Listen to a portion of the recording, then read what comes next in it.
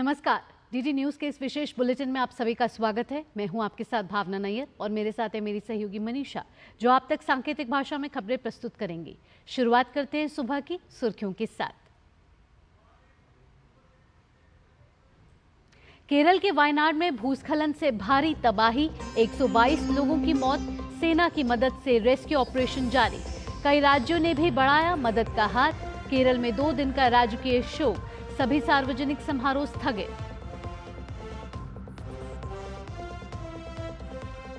आज राज्यसभा में बजट पर बहस का जवाब देंगी वित्त मंत्री निर्मला सीतारमण।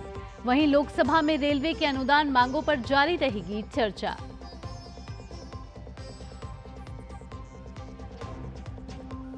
दिल्ली कोचिंग हादसे पर आज हाईकोर्ट में सुनवाई। याचिका में हादसे की उच्च स्तरीय जांच की मांग। रात दिन विरोध प्रदर्शन कर रहे यूपीएससी के छात्र अपने साथियों की मौत का मांग कर रहे हैं इंसाफ। गुजरात के कई इलाकों में भारी बारिश का अलर्ट। उत्तराखंड के कई जिलों में भी भारी बारिश की चेतावनी। देहरादून, उधम सिंह नगर और नैनीताल में आज स्कूल बंद। गोलान हाइट्स में 12 बच्चों की मौत का इजराइल ने लिया बदला। बेरूत हमले में हिजबुल्लाह के सीनियर कमांडर फुआद शुक्र को मारने का दावा। 3 नागरिकों की भी मौत।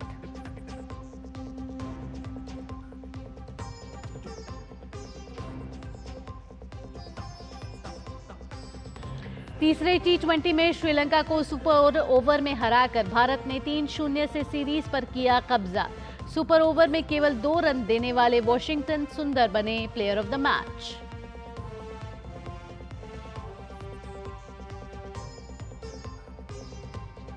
और पेरिस ओलंपिक में आज निशानेबाजी, मुक्केबाजी, बैडमिंटन और टेबल टेनिस में भारतीय खिलाड़ी दिखाएंगे दम। टेबल टेनिस में मनिका बत्रा की कोशिश क्वार्टर फाइनल में जगह बनाने की, तो वहीं बैडमिंटन में सिंधु और लक्ष्य सेन पर होंगी नजरें।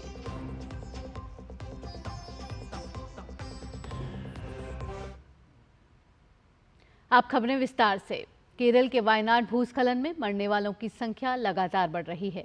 इस आपदा का अब तक 122 लोगों के मरने की खबर आई है। इनमें से 116 लोगों का पोस्टमार्टम कराया जा चुका है। उधर सेना, वायुसेना, एनडीआरएफ और आपदा मोचन बल की ओर से लगातार राहत और बचाव कार्य जारी है। हालांकि राहत कार्यों में जुटी टीमों को बारिश के कारण कठिन चुनौतियों का सामना करना पड़ रहा है। राज्य सरकार की ओर से हर संभव प्रयास किए जा रहे हैं। इस बीच केरल के मुख्यमंत्री पिनराई विजयन ने वायनाड में भूस्खलन के बाद बचाव कार्यों के समन्वय और पहाड़ी जिलों में बड़े पैमाने पर भूस्खलन के मद्देनजर आगे के कदमों पर चर्चा के लिए देर रात एक उच्च स्तरीय बैठक बुलाई और पुलिस विभाग समेत तमाम विभागों के अधिकारियों के साथ बैठक में मुख्यमंत्री ने बचाव कार्यों की समीक्षा की और केंद्र सरकार की एजेंसियों के साथ समन्वय, आपदा प्रतिक्रिया बलों की तैनाती और राहत शिविरों में स्वास्थ्य और सुरक्षा सावधानियों और सुविधाओं की समीक्षा की। वहीं मौसम विभाग ने वायनाड में आने वाले कुछ दिनों में मौसम के और खराब होने के संकेत दिए हैं। मौसम विभाग ने वायनाड के लिए भारी बारिश का रेड अलर्ट और मलप्पुरम, कोझिकोड और कन्नूर जिलों के लिए ऑरेंज अलर्ट जारी किया है। वायनाड में भूस्खलन के कारण चारों ओर सिर्फ बर्बादी और तबाही का मंजर नजर आ रहा है। देखकर ये अंदाजा लगाना मुश्किल नहीं है कि इस इलाके को दोबारा बसने में काफी वक्त लग जाएगा। केरल के मुख्यमंत्री पिनराई विजयन ने त्रासदी में मरने वालों के शोक में राज्य में 2 दिन का शोक घोषित किया है। इसके तहत सार्वजनिक कार्यक्रम और समारोह स्थगित कर दिए गए हैं। मुख्यमंत्री विजयन ने बताया कि केरल बैंक ने मुख्यमंत्री आपदा राहत कोष CMDRF में 50 लाख रुपए का योगदान दिया है। कोचीन इंटरनेशनल एयरपोर्ट ने 2 करोड़ रुपए का वादा किया है और तमिलनाडु के मुख्यमंत्री MK स्टालिन ने 5 करोड़ की सहायता देने का वादा किया है। मुख्यमंत्री ने शोक अवधि के दौरान राष्ट्रीय ध्वज भी आधा झुकाने का अनुरोध किया है। आगे बढ़ते हैं, बात कर लेते हैं संसद के बजट सत्र की। आज राज्यसभा में बजट पर चर्चा पूरी हो जाएगी। इसके बाद वित्त मंत्री निर्मला सीतारमण चर्चा का जवाब देंगी। वहीं लोकसभा में आज रेलवे के अनुदान मांगों पर चर्चा जारी रहेगी। इसके अलावा भारतीय वायुयान विधेयक पेश किया जाएगा। इससे पहले कल लोकसभा में वित्त मंत्री ने विपक्ष की ओर से बजट पर उठाए गए तमाम सवालों के जवाब दिए। उन्होंने महंगाई और बेरोजगारी को लेकर विपक्ष के आरोपों के जवाब भी दिए, तो वहीं अग्निवीर, संसदीय मर्यादा और देश के उद्यमियों को बदनाम करने के मुद्दे पर विपक्ष पर हमलावर नजर आईं। हलवा सेरेमनी में शामिल अफसरों में कितने SC, ST, OBC के हैं, इससे संबंधित नेता प्रतिपक्ष राहुल गांधी की टिप्पणी पर वित्त मंत्री ने दुख जताते हुए कहा कि कर्तव्य निभाने वाले अफसरों को नीचा दिखाना सही नहीं है। साथ ही उन्होंने अग्निवीर के बारे में फैलाए जा रहे भ्रम को लेकर विपक्ष पर भी प्रहार किया।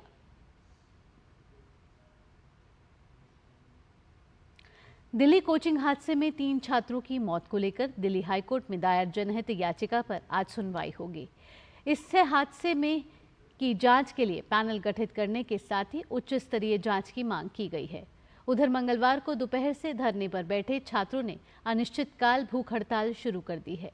भूख हड़ताल पर बैठे छात्रों का कहना है कि जब तक दिल्ली सरकार के अधिकारी, मेयर, निगमायुक्त, विधायक, जल बोर्ड के अधिकारी उनके पास मिलने नहीं आते हैं, तब तक हड़ताल जारी रहेगी।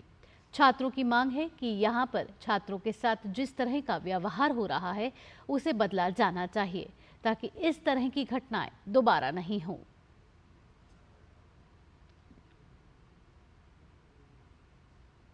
देश के कई हिस्सों में बारिश से गंभीर हालात बने हुए हैं। गुजरात में पिछले 10 दिनों से जारी बारिश से फिलहाल राहत नहीं मिलेगी। मौसम विभाग ने राज्य में आज भारी बारिश की संभावना जताई है। मौसम विभाग ने सौराष्ट्र के बाद अब मध्य गुजरात के वडोदरा और अहमदाबाद जिलों में भी भारी बारिश को लेकर अलर्ट जारी किया है। वहीं बारिश से गुजरात के कई हिस्सों में बाढ़ जैसे हालात हैं। उत्तराखंड में आज से अगले 2 दिन के लिए सभी जिलों में हल्की से भारी बारिश की चेतावनी है।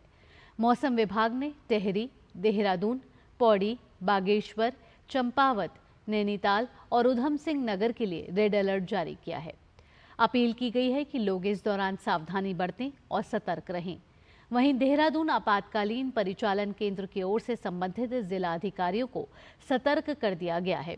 एहतियात के तौर पर आज देहरादून, उधम सिंह नगर और नैनीताल में स्कूल बंद रखे गए हैं। इजराइल ने बेरूत हमले में हिजबुल्लाह के सीनियर कमांडर फुआद शुक्र को मारने का दावा किया है। इस हमले में 3 नागरिकों की भी मौत हुई है। हिजबुल्लाह की ओर से अभी कोई प्रतिक्रिया नहीं आई है। इजरायली सेना का निशाना गोलान हाइट्स में हमला कर 12 बच्चों को मारने वाला हिजबुल्लाह का कमांडर फुआद शुक्र उर्फ सैयद मुहस्सन था। इजराइल ने 12 मासूमों का बदला लेने के लिए लेबनान की राजधानी बेरूत में हिजबुल्लाह के ठिकानों पर हमला किया है।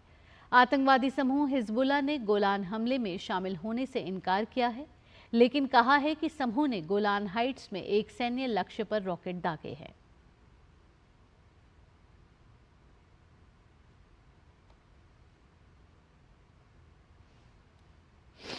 आपको बता दें, खेल की खबरें। पेरिस ओलंपिक में आज भारतीय खिलाड़ी निशानेबाजी, मुक्केबाजी, बैडमिंटन और टेबल टेनिस में जीत हासिल करने के इरादे से उतरेंगे। निशानेबाजी में महिलाओं की ट्रैप क्वालिफिकेशन में भारत की श्रेयसी सिंह और राजेश्वरी कुमारी फाइनल में स्थान बनाने का प्रयास करेंगी। अगर वो फाइनल में पहुंचने में सफल रहती हैं तो उन्हें आज ही पदक के लिए खेलना होगा। निशानेबाजी में ही 50 मीटर राइफल श्री पोजीशन में ऐश्वर्या प्रताप सिंह और स्वप्निल कुसाले क्वालिफिकेशन राउंड में हिस्सा लेंगे।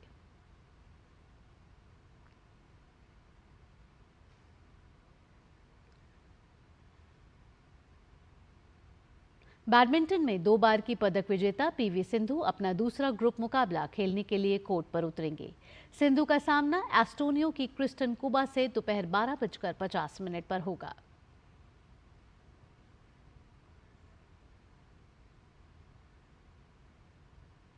बैडमिंटन में ही भारत के लक्ष्य सेन पुरुष एकल में ग्रुप मुकाबला खेलने उतरेंगे।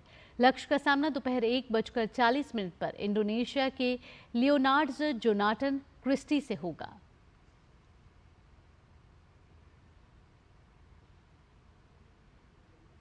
महिला मुक्केबाजी में टोक्यो ओलंपिक की कांस्य पदक विजेता लवलीन बोरगोहेन अंतिम 16 के मुकाबले के लिए रिंग पर उतरेंगे। 75 किलोग्राम कैटेगरी में लवलीना का सामना नॉर्वे की सुन्नीवा हाफस्टेड से होने वाला है।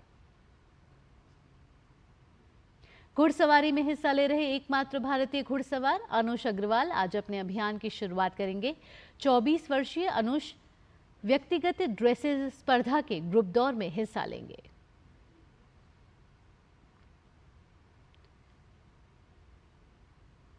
इसी के साथ इस विशेष बुलेटिन में इतना ही। मुझे और मेरी सहयोगी मनीषा के साथ हमारी टीम को दीजिए अनुमति। खबरों का सिलसिला यूं ही जारी रहेगा। नमस्कार।